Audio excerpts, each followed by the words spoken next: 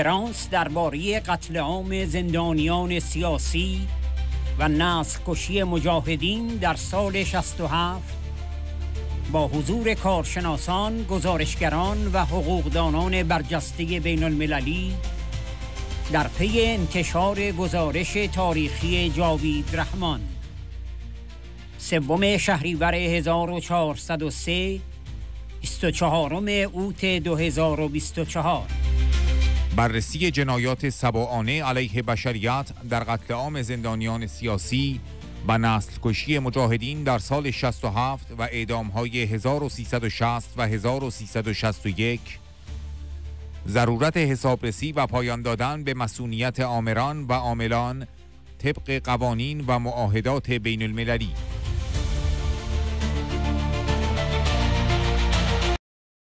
سخنرانی‌های پروفسور کلمان ووله، گزارشگر ویژه ملل متحد در مورد حق آزادی اجتماعات و گردهمایی 2018 تا ژوئیه 2024 و پروفسور ولفگانگ شومبورگ، قاضی دادگاه بین المللی کیفری ملل متحد برای یوگسلاوی سابق و رواندا.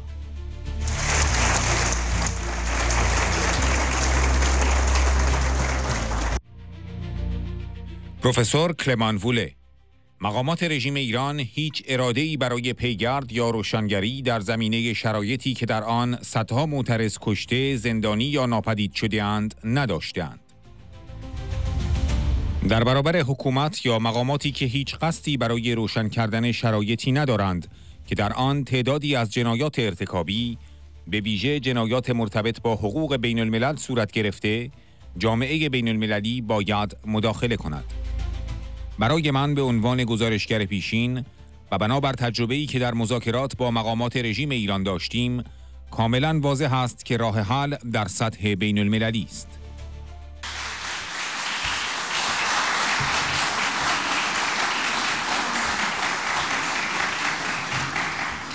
Madame Rajavi, chers participants, monsieur le rapporteur et cher ami Javed Rahman et participants aussi de Ashraf 3, je voudrais d'abord vous remercier pour cette invitation et qui, de mon point de vue, pour cette importante réunion, qui, de mon point de vue, est essentiellement focalisée sur la recherche des moyens, des approches et des solutions pour une reddition des comptes des violations qui ont eu lieu en Iran.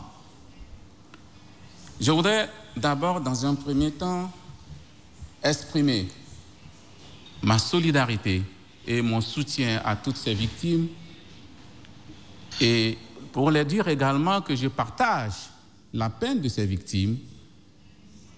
Et je pense que lorsque nous sommes en face des violations telles qu'elles ont été détaillées ici, et qu'à ce jour, nous n'avons pas d'informations ni sur les circonstances, ni la possibilité pour les victimes de pouvoir avoir accès à la justice, nous sommes encore dans un cas de violation en plus. Je pense que c'est ce que le droit international prévoit lorsque les victimes sont en face du déni de justice. Ces victimes sont encore en situation de violation de leurs droits. En tant qu'ancien rapporteur spécial sur la liberté d'association et de réunion pacifique, j'ai eu dans plusieurs cas l'occasion d'engager avec les autorités iraniennes, de concert souvent avec le rapporteur spécial Javed, sur la question des violations des droits de l'homme, mais en particulier sur la question des violations des libertés d'association et de réunion pacifique. Beaucoup a été dit ici et je ne pense pas que je devais revenir encore sur un certain nombre de faits, mais il est important de donner 2 éléments ou 2 cas précis sur lesquels Javed et moi avons constamment travaillé et nous avons, Dieu seul le sait, essayé de mettre en place des cadres de coopération pour amener les autorités iraniennes à comprendre l'importance de pouvoir faire la lumière sur ces circonstances afin que les victimes puissent avoir accès à la justice et à une réparation. Vous savez très bien le cas célèbre de Amine Macha, cette femme qui a été assassinée, il faut le dire, c'est un assassinat, et qui a suscité des manifestations des femmes pour la liberté et pour que ces femmes retrouvent leurs droits. Nous avons eu plusieurs informations sur les circonstances de ces massacres.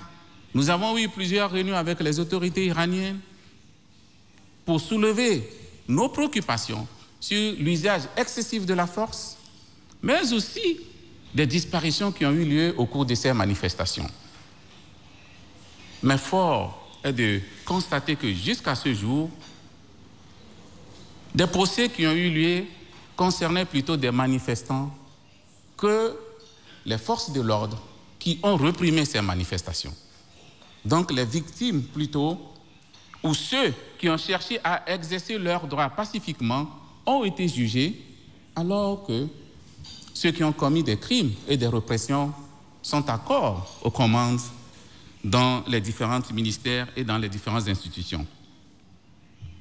Là, c'est un cas probant pour nous parce que nous avons également fait des communications de suivi pour insister sur la nécessité de pouvoir juger les personnes qui ont été à l'origine de ces massacres-là, mais fort est de savoir aujourd'hui que les autorités iraniennes n'ont eu aucune volonté de pouvoir poursuivre ou de clarifier les circonstances dans lesquelles des centaines de manifestants ont été tués, emprisonnés et certains disparus.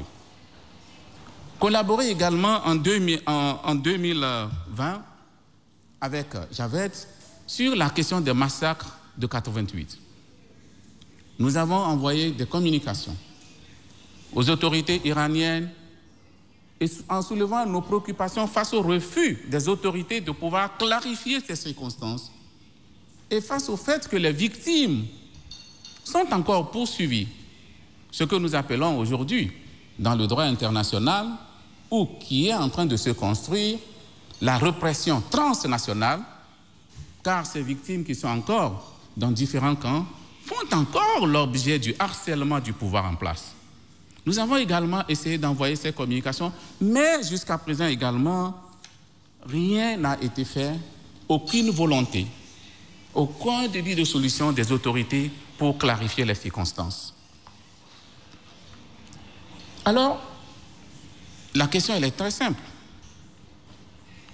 Que fait-on devant un État ou un pays ou des autorités qui n'ont aucune volonté de pouvoir clarifier les circonstances dans lesquelles un certain nombre de crimes ont été commis et surtout les crimes relevant du droit international? Je pense, de mon point de vue, que c'est là où intervient la communauté internationale.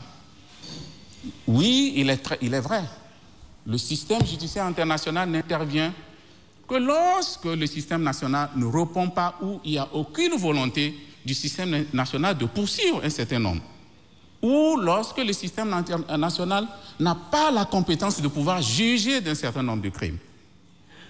Alors aujourd'hui, il est très clair pour moi, en tant qu'ancien rapporteur, et de mon expérience dans les discussions avec les autorités iraniennes, que la solution se trouve aujourd'hui au niveau international. Ne nous voilons pas la face. Les autorités iraniennes ont démontré leurs limites par rapport à un certain nombre de crimes, à un certain nombre d'événements que nous avons cités et qui ont été cités également ici parce qu'il y a un manque de volonté de l'État parti de pouvoir satisfaire à ses obligations au niveau international. Et pour moi, il est clair aujourd'hui que le rapport de Javed, que je salue aujourd'hui, le courage, et c'est ce que nous appelons d'ailleurs un rapporteur spécial, c'est de pouvoir dire les choses, même lorsque l'institution, lorsque les États ne veulent pas le dire, nous avons la liberté de pouvoir le dire, parce que nous avons les faits, nous avons les éléments. Et que malgré la pression, nous le disons. Et pour nous, le travail d'un rapporteur doit pouvoir susciter, doit pouvoir être le déclencheur d'un certain nombre de processus pour la recherche de la vérité et pour pouvoir assurer ce que nous appelons la reddition des comptes. Et c'est pour cela aujourd'hui que face à ce refus des autorités iraniennes, je pense de mon point de vue que le rapport de Javed qui détale un certain nombre de recommandations, mais aussi, n'oublions pas, le travail de la commission d'établissement des faits qui sera complété bientôt. Ces deux rapports offrent une opportunité majeure pour la communauté internationale de pouvoir écouter les cris des victimes iraniennes.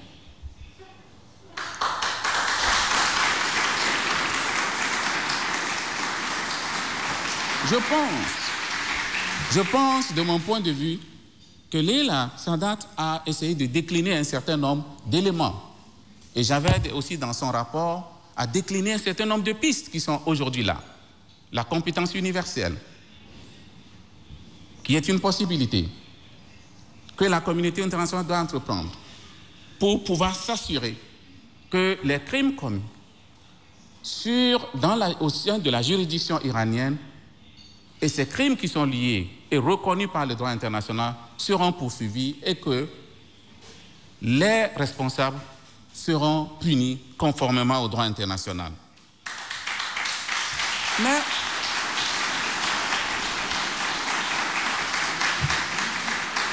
Mais, chers amis, chers experts, je suis convaincu que nous tous aujourd'hui ici, même si nous ne le disons pas, nous savons que la situation internationale est très compliquée.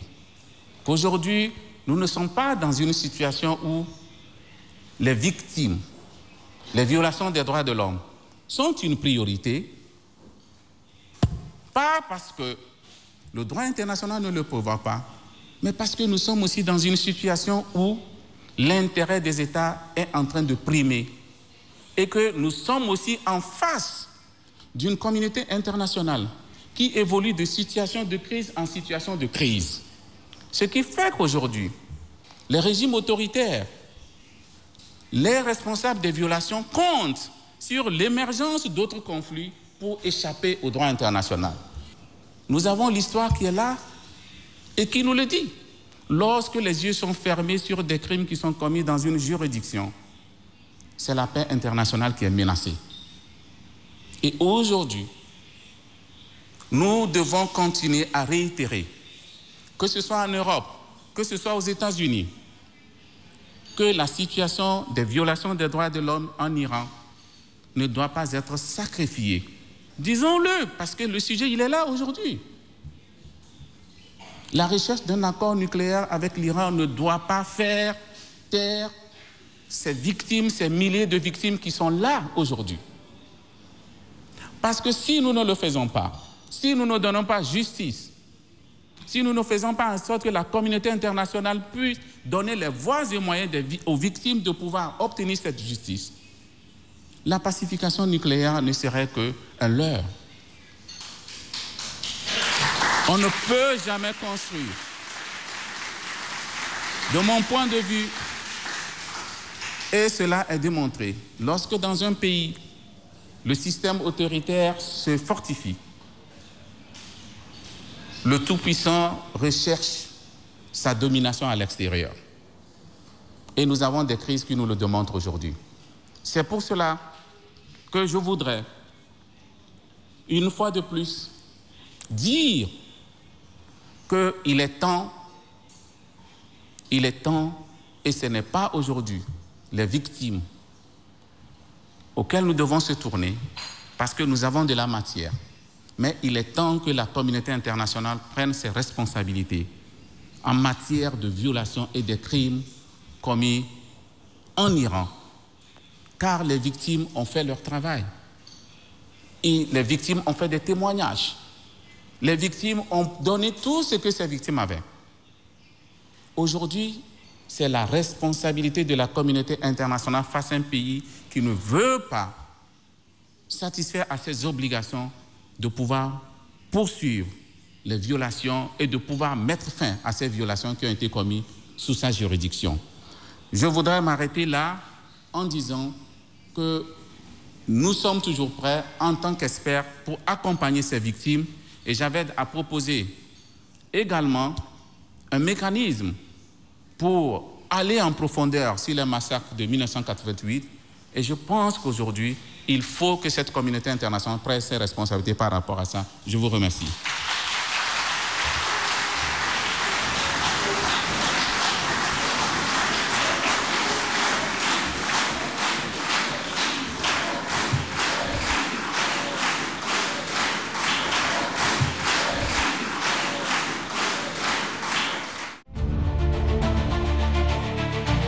پروفسور ولفگانگ شومبورگ به یمن تلاش‌های بی‌پایان این جنبش وقایع و به ویژه وقایع سال 1367 همچنان به گونه‌ای زنده است که گویی همین دیروز اتفاق افتادند.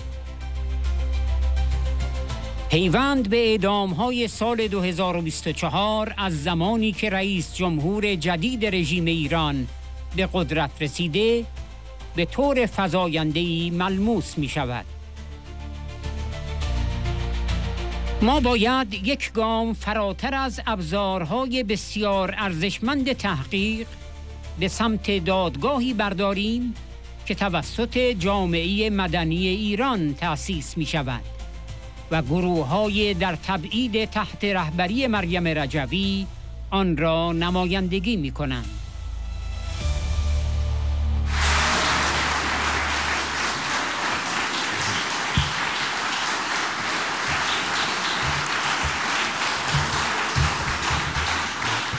Thank you. Madam President-elect, dear Maryam Rajavi, honorable survivors, relatives of victims and witnesses of the atrocities in the 80s present here today or participating from a distance. Dear colleagues and friends of a free and democratic Iran, thanks to the unlimited efforts of this organization, the events of, in particular, 1988 are still present as if they had happened yesterday. The link to the executions of this year 2024 becomes more and more evident since the new president of Iran is in office. A moderate government? No way. On the contrary. We observe, on the one hand, a beautiful country, but on the other hand, led by a theocratic dictatorship that the people of Iran have not and do not deserve. What can we do? Today, we have heard analysis of factual and legal situation in Iran about 40 years ago and today. It is with personal gratitude that Professor Rahman also today delivered a basis for the work to be done. Some of his suggestions can be found at the end of his extraordinary valuable report.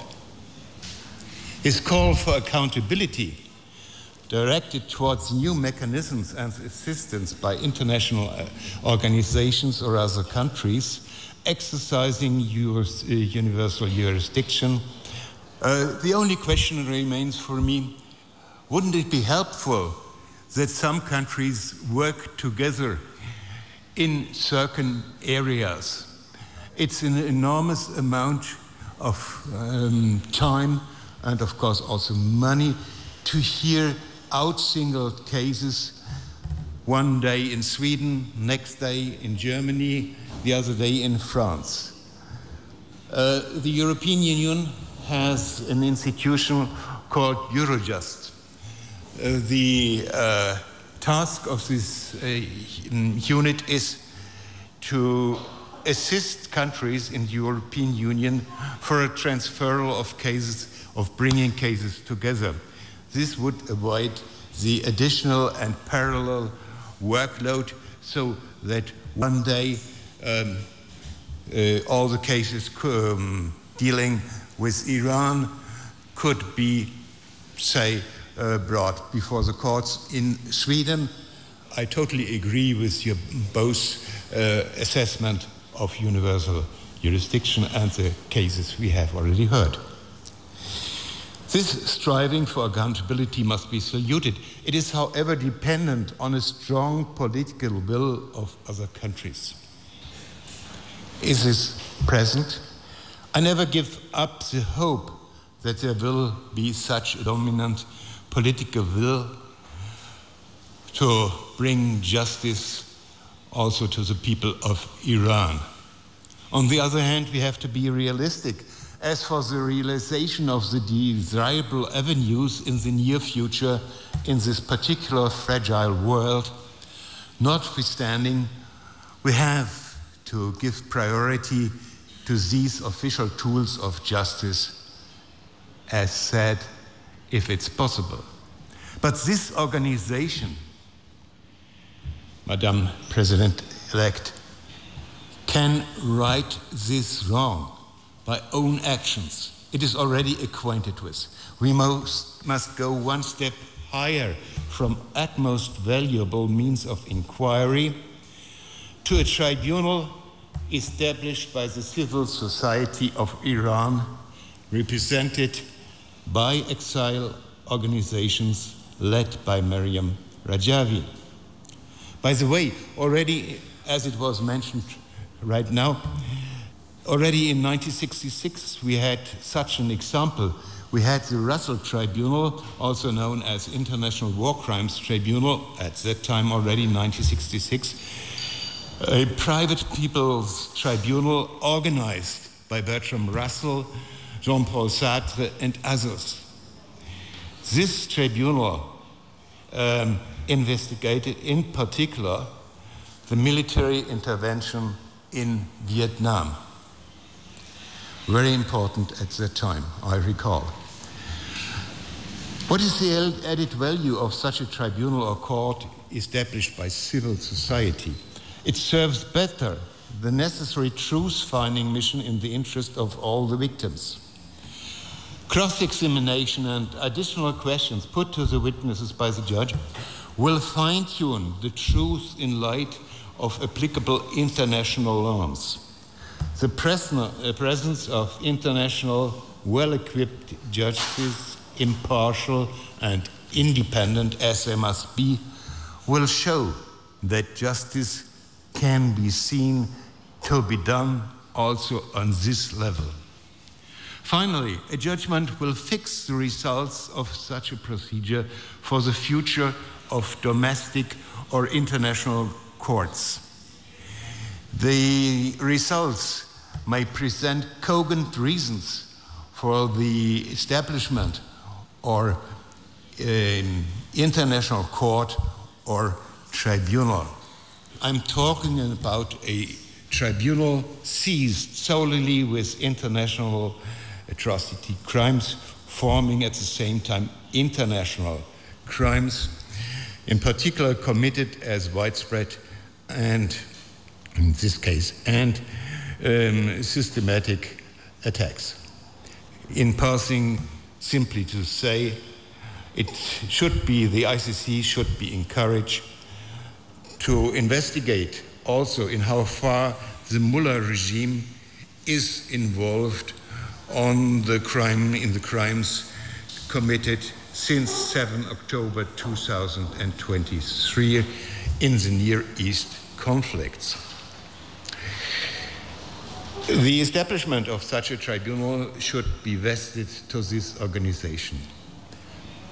Prosecutors, judges, and defense counsel acting in the absence of defendants must be of highest integrity and have shown that they are willing and able to exercise such a function in a professional way. The tribunal should work in public and be broadcasted in order to attract even more awareness about the underlying crimes. The indictment must be drafted with utmost precision and focus on a limited number of most serious crimes allegedly committed by highest-ranking individuals in and from Iran. Defense and judges must be confronted with this indictment well in advance of the beginning of the main proceedings. It is to apply the Rome Statute of the ICC and its rules, procedure and evidence mutatis mutandis, however, allowing for a trial in absentia of the defendants. This can be done by our way to show accountability. We can ourselves achieve this goal. We have to engage in the establishment of such a tribunal. I hope that you can think about this topic and come to the same result as I do, hoping for this future, and I have to thank you very much.